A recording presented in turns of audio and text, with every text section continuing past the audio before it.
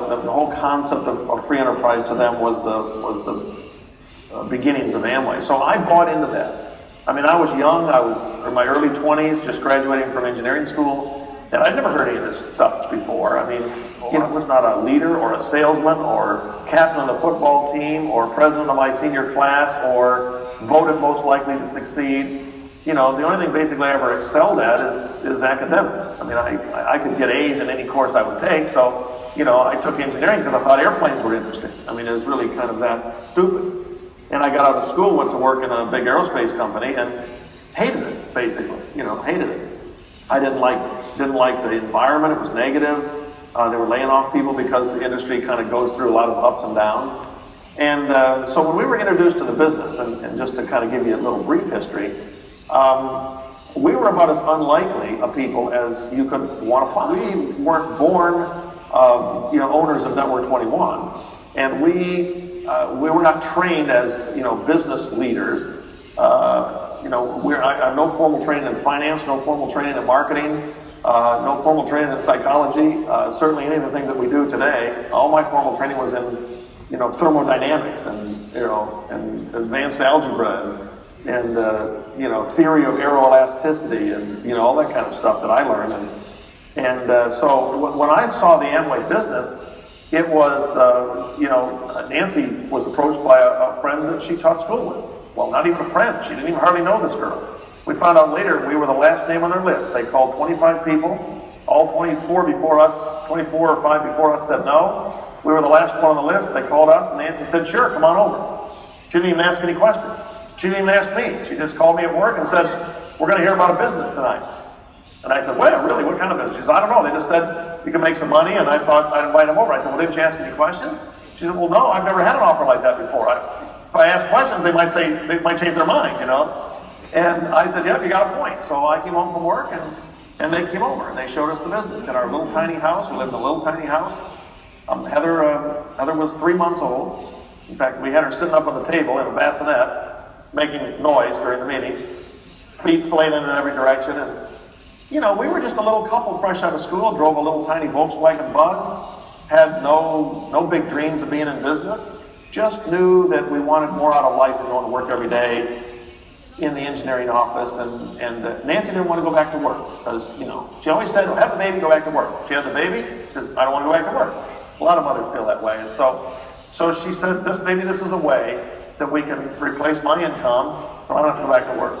And I looked at it and said, maybe it's a way that if I get laid off, because everybody was getting laid off or, McDonnell Douglas was shrinking in those days, and I thought maybe this would be a backup for me. And they were showing us how to make a very small amount of money. But anyway, the point is, Nancy and I, for crazy reasons, and you should just know, our decision to join the business was, it's funny because really the only reason we joined is it was like 1 o'clock in the morning and they weren't going home.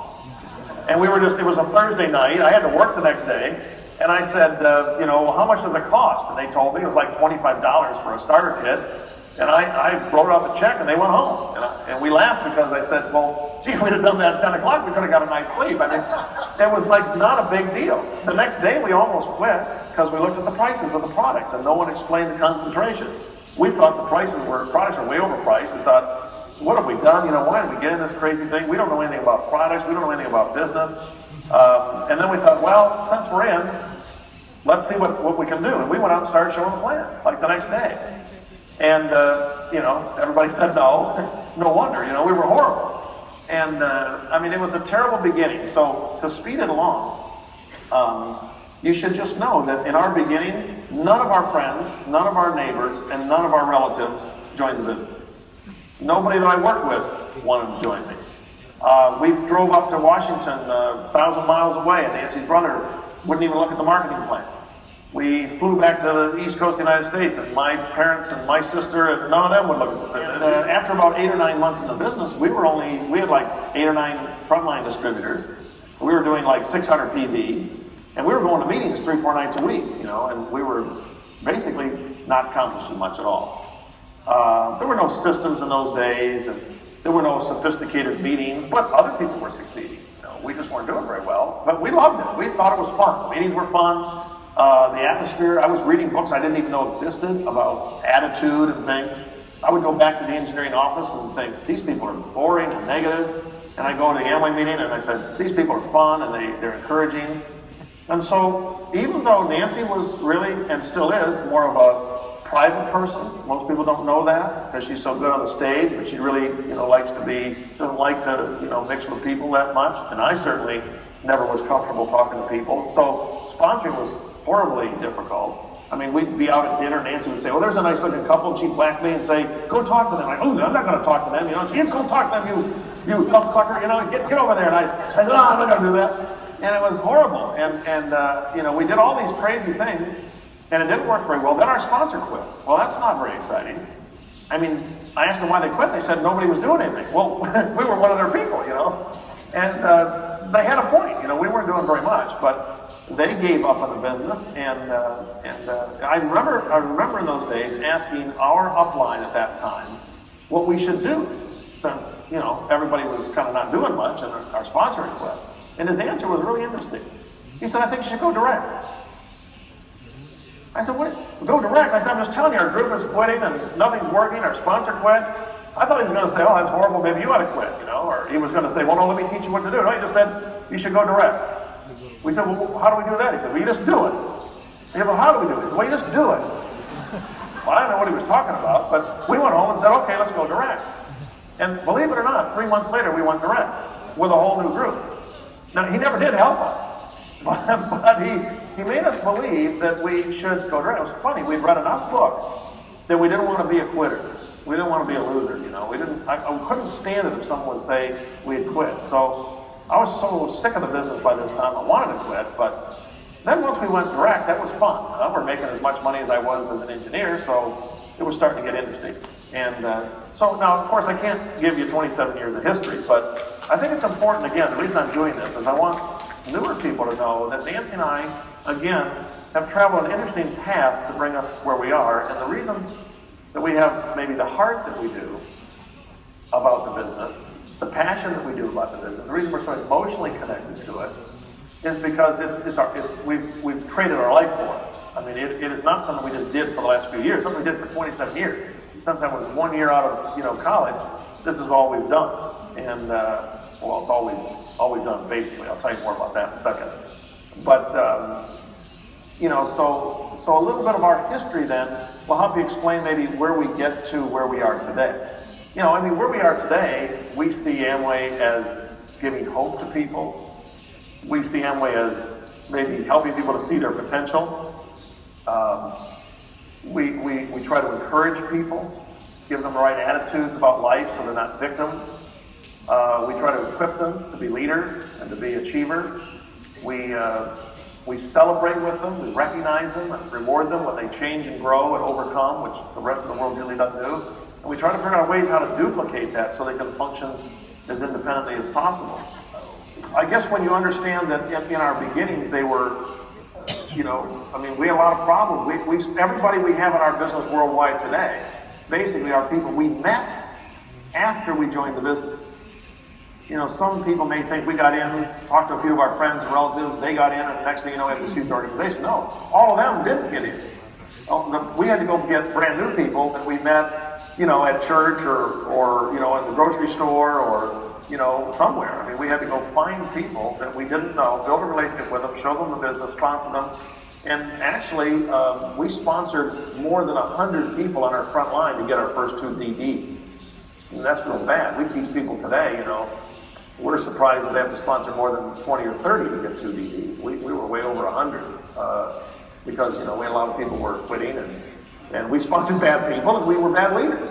We just really didn't know what we were doing, but we were excited. We were always excited. We were always passionate. We were always feisty and kind of gutsy, and we were always maybe mostly concerned with wanting to be a winner, not wanting to be a quitter. And again, part of that comes from, I didn't grow up knowing any of those things. I grew up in my college experience was all academic, was all math and science and not people, not goal setting. In the 70s, they didn't talk about goal setting. It was like, hello, they didn't have all this whole self-help industry that exists today. That wasn't around then.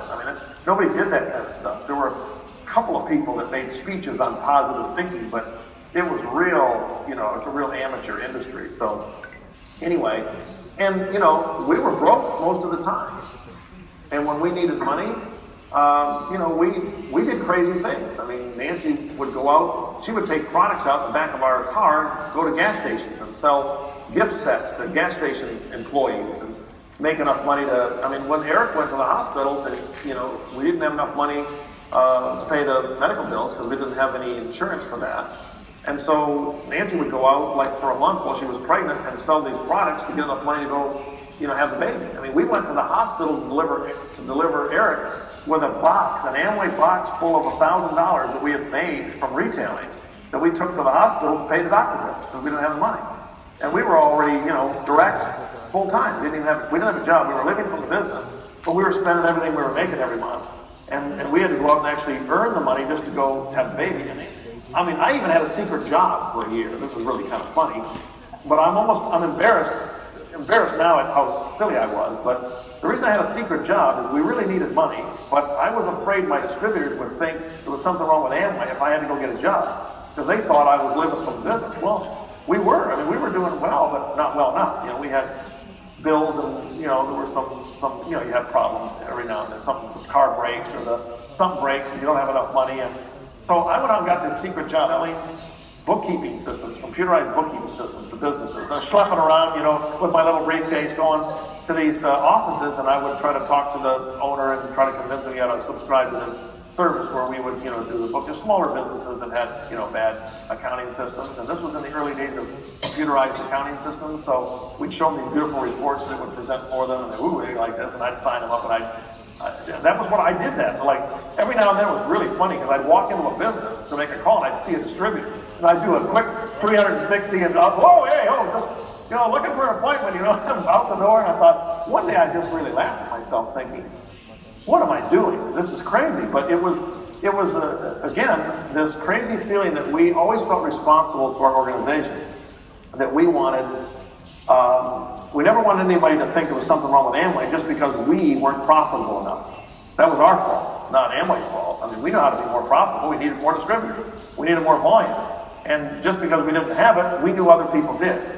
But we knew our group only had us to look at. So we wanted to make sure that, we made a good image, Well, we could have told them, hey, this is the way it is. But, I was only like late 20s or something. I was still trying to, I'm your leader, follow me. Are they still following? And so then Eric, of course, was born, and that was another phase of our life. And most of you know Eric now, but, he's 23, but when he was born, that was a big shock. I mean, when you have a child born with a birth defect and you realize he's not going to come home from the hospital for a year, that's an interesting year. We had a small Amway business, no sponsor, no system.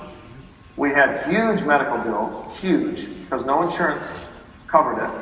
The insurance had a clause that doesn't cover birth defect kind of thing. So, that was a real problem. And so here we were. Now, Eric was in the hospital mostly for the first year. He had brain surgery 11 times the first year. Heather was like 5, so she was like, no family. Nancy's family nor my family was anywhere around. They were all thousands of miles away. So we were like 28 years old, like barely Heather's age now, and we were dealing with brain surgeries and, and all this kind of stuff, basically all by herself. And all we had is Amway. That's the only income we had. And so we have a great love for the business too, because even though it wasn't a lot of income, it was income that kept coming even though I didn't have to show up for work. I could go to the hospital whenever I needed to. And I would go to the hospital, I'd run out late at night and go to a meeting. And I'd run back. Sometimes I'd sleep at the hospital and then get back up in the morning. And, Nancy would stay there all day and, we'd switch off, that kind of stuff. So only to say it, just so people know that we also, everybody has struggles. We don't necessarily have more struggles than somebody else. But I find that when people succeed, it's not because they had no struggles. It's always a matter of, what we do with the struggles. And, I don't feel like we succeeded because of them, but I also don't feel like they were a good enough reason not to go on, because if we didn't go on and build the business, then our life would have been basically in the toilet. Because now we got only problems and no solutions. And so, it was a difficult time for a couple of years, as you can imagine. You know, and I did some other things. I started another little company, and I did some consulting type work. Made a lot of money, actually. God really blessed us. Made a lot of money. About 10 times more money than I made from Amway. I was making from another business for about 2 or 3 years, and it really helped. I mean, it paid off a lot of bills. It really helped. But I realized, and this is where we come back to heart. I realized even though I had a beautiful office and I was making good money and it was a traditional business, my heart wasn't in it. You know, it wasn't the same. It was just money. I wasn't emotionally connected to it like I was to Amway. And so, and Nancy never got connected to it. I mean, she was always more interested in helping people and changing lives. And, you know, to her, no matter how much money I made, it wasn't particularly exciting. So she was, you know, fighting with the doctors and trying to convince them to put vitamins in his IV and, you know, all these kind of things. You know, you can imagine Nancy kind of getting really into that. And she was always at war with some doctor who was telling her this wasn't possible and that wasn't possible, and she was informing them that it was going to be possible. And so that was a long battle, as you can imagine. Over the next 10 years, I'd say Eric probably had 30 different brain surgeries, and he had, you know, a lot of other problems and surgeries and other things that, you know, that were going on all the time. You know, the seizure problems and the, you know, these kinds of things that were going on all the time. So, I guess, what's the point? But the point is, during all of that time, when Eric was getting out of the hospital and doing this and that, we went from the Ruby level in the business to the Crown level. I mean, we actually built our business during that time. And when we reached Crown, we had no employees that I can remember. We might have had a part-time secretary, but we didn't really have any employees except someone to, you know, handle products and stuff, a little bit pay for it. So you talk about, you know, if you're good in the Amway business, you're an encourager. What you do is you learn how to believe in everybody, and because if someone doesn't grow right away, you just wait for them, they grow later. Now with an employee, you kind of like them to produce if you're going to pay them, you know. So you tend to, supposed to be a little more demanding of an employee than you are a distributor. You should have seen me interviewing. I remember I tried to interview my first secretary. You know, she would come in and I'd say, well, hi, you know, nice to meet you. Gee, you know, well, can you type? And you can envision this scenario. Can you type?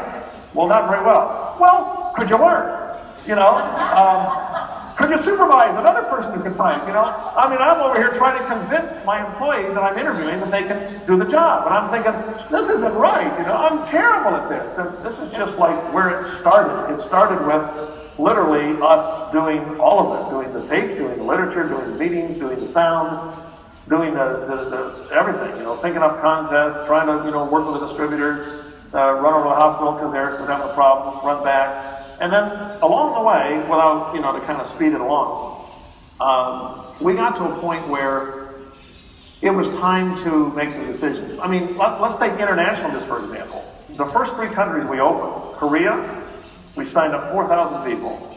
Mexico, we signed up 4,000 or 5,000 people. And Brazil, we signed up 3,000 or 4,000 people. So these were not small openings. These were thousands of hits. Now, real simply, Network 21 concept was nothing but an evolution of what we were already doing. I mean, it was just what we were already doing on a bigger scale. It was like we wanted to go global. We wanted to get really big, and we knew we needed a duplication system. And all of that was happening, and that was around in the early 90s, 91 or somewhere around there. But we knew we had something going. I mean, it was starting to really take off. We could just feel it. You know, we had the idea. We were starting to develop better materials. And really, it was around that time, and Nancy, again, I have to a lot of times rely on Nancy for an instinct to push me out of my comfort zone, because all by nature kind of just try to make things work. And she kept telling me I needed more help, more staff, I think.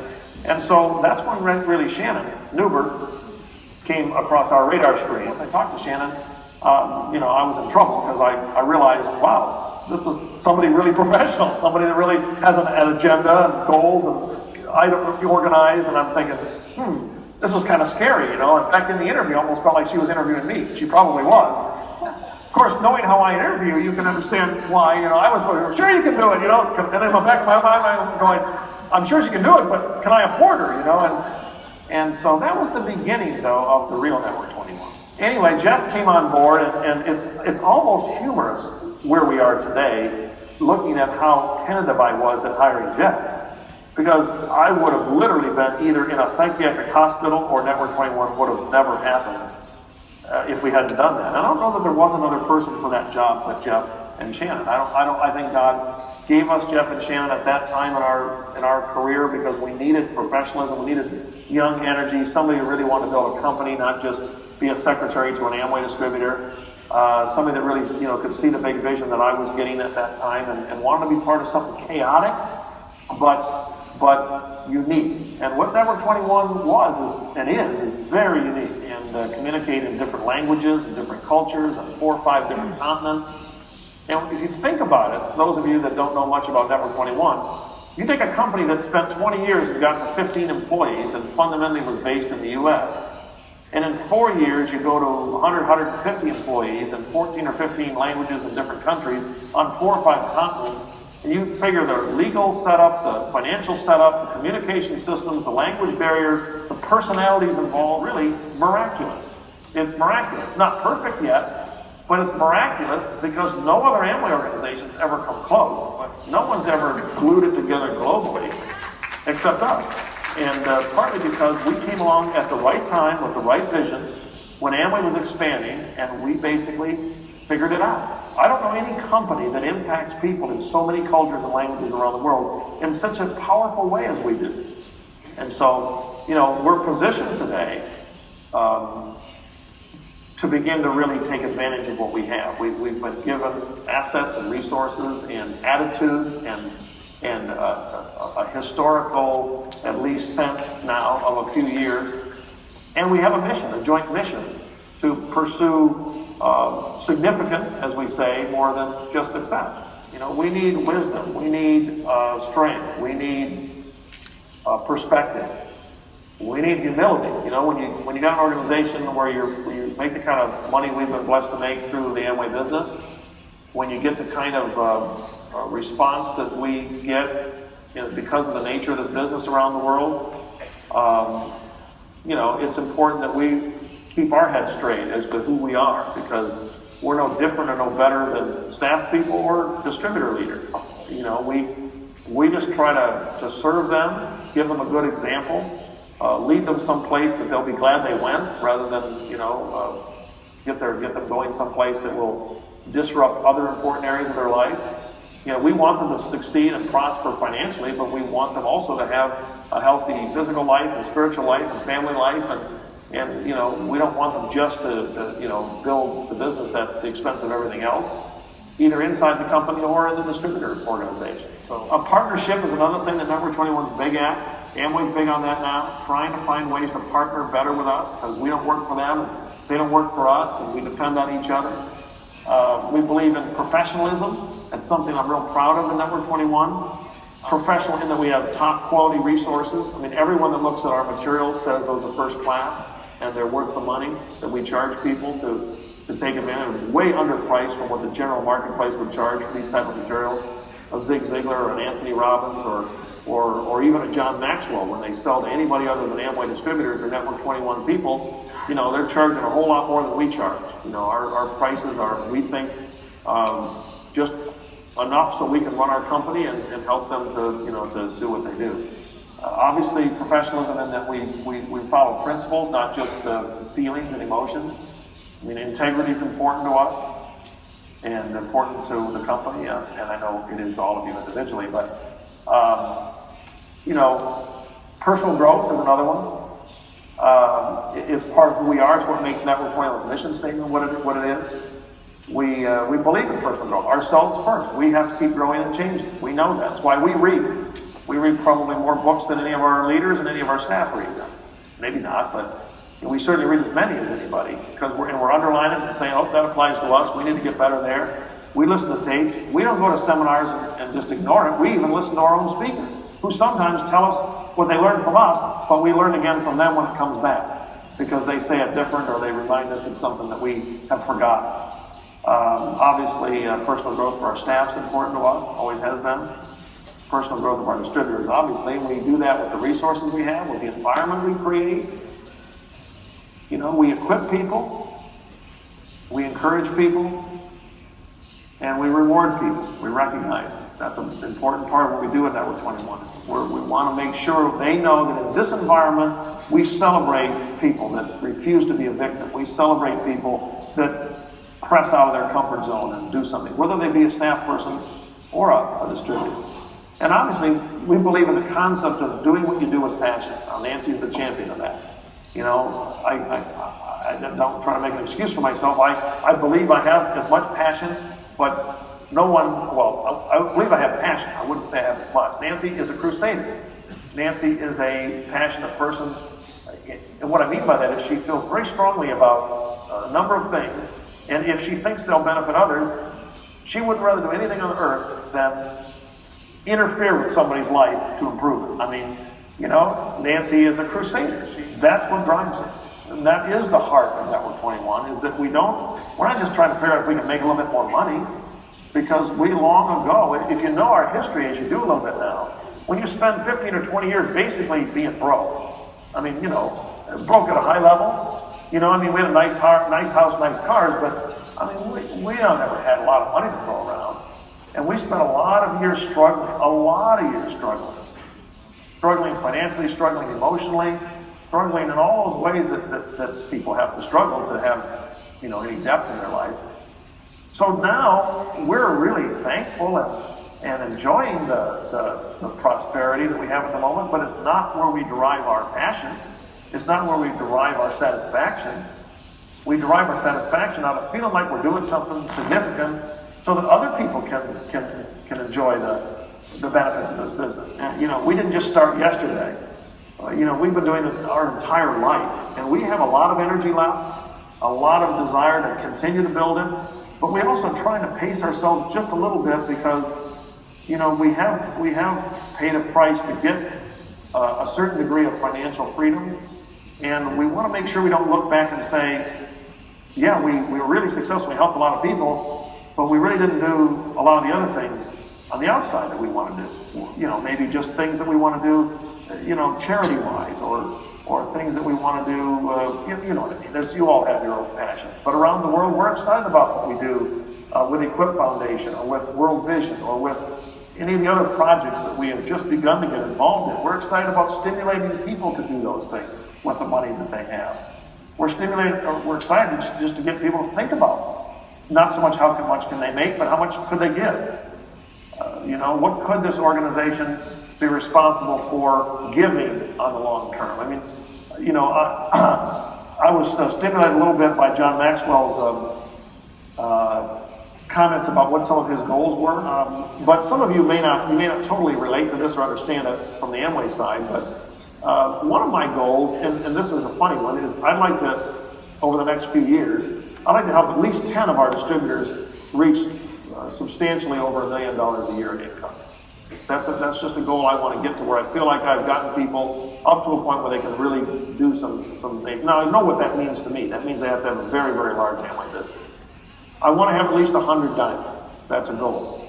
So I want 10 people over $1 million in income. I want 100 diamonds. I want at least 1,000 founders DDs. Now we're talking about those 100 plus type DDs. I want 1,000 of those. I want 10,000 silver producers. And we're talking about in the markets where we influence, right? Not the markets where we don't do anything. I want 100,000 Leaders Club members. I want at least 1 million people attending monthly meetings. I want $10 million in total charitable giving per year with the things that we influence. And I want at least $1 billion in Amway product sales per year, not counting Japan, which is, as most of you know, we have a group in Japan that already does nearly $1 billion in sales, but it's not part of Network 21 family. They operate independently, they grew up on their own, and they have a very big business. But we don't interact with that, so I want to set a goal to have another $1 billion in sales for the businesses that we do affect and interact with. And you know what's interesting? When we reach $1 billion in sales, we will have over $100 million in global revenue. We will have $10 million in charitable contributions. We will have 1 million people attend meetings. We will have 100,000 Leaders Club members. We'll have 10,000 directs. We'll have 1,000 founders directs. We'll have 100 diamonds. And we'll have all those things. They're basically all one goal. We see it very big. We see 10 years of challenges leading to great rewards. Much bigger business than we have today. We really feel like for most of you, the last few years you've been with us, even just 1 to 3, 4 years, what you've seen is the birthing process.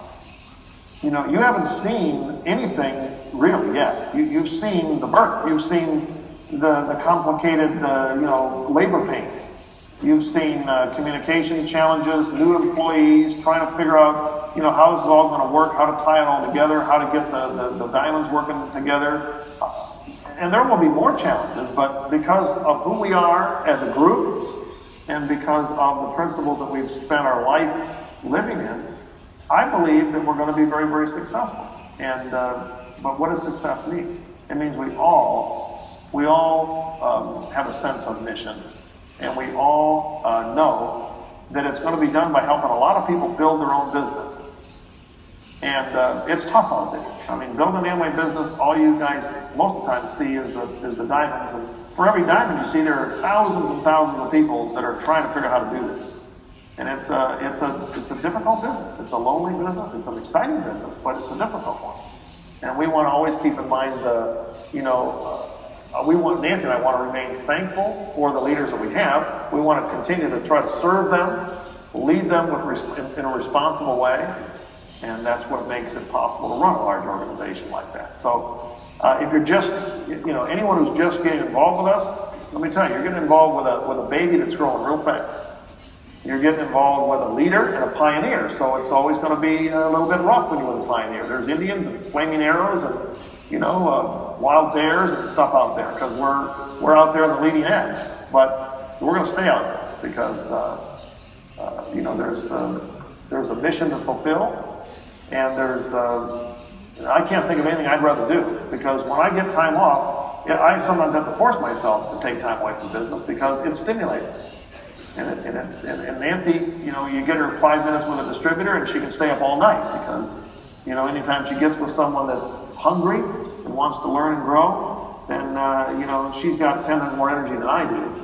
And it's always directed at how can I positively impact somebody else's life. I sometimes get bogged down sometimes in just the mechanics of the business, but you can never accuse Nancy of that, getting bogged down with mechanics.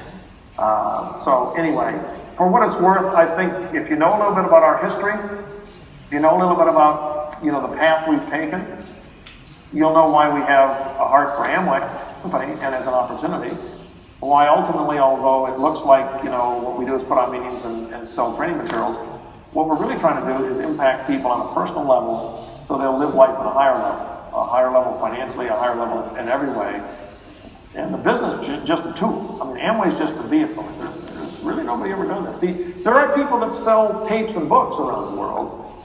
There are people that go around and speak around the world. And there are other Amway organizations that sponsor around the world. There is no one who has ever built inside Amway or outside of Amway or in any other network marketing business, to my knowledge, and I believe I'm right. No one's ever built a global family of people, a team of people locked together in trying to, grow and change and improve and help people. And do it multiculturally, multi-language, all over the globe, with people who basically are almost like one tight little family. Very, very, very unique. And I'm very thankful for it. I want to protect it with everything I got. And I want it to get even bigger because someday I think people will marvel as much at Network 21 as they do today at Amway. When they look at Amway, they think, wow, had no idea it had gotten that big. Well, I'll tell you what. One day they're going to look at Network 21 and say, well, gee, I knew about Amway, but I had no idea that it could operate like that. Globally, with that kind of harmony, with that kind of integrity, with that kind of professionalism. I had no idea that something like that could be just Amway. Well, it isn't just Amway, it's Amway Network 21, and we think that's different, so we're real proud of it.